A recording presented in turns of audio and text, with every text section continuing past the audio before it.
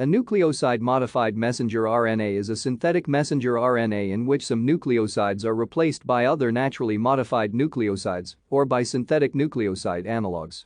modRNA is used to induce the production of a desired protein in certain cells. An important application is the development of mRNA vaccines, of which the first authorized were COVID-19 vaccines.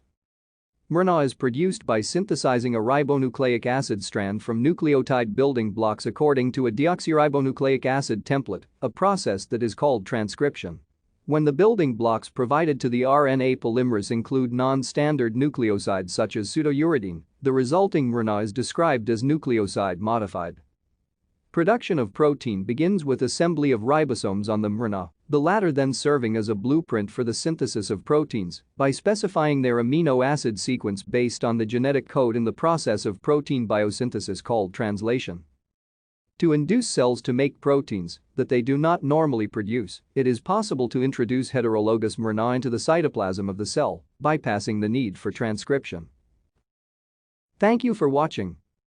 Like and subscribe if you would like to view more of our videos. Have a nice day.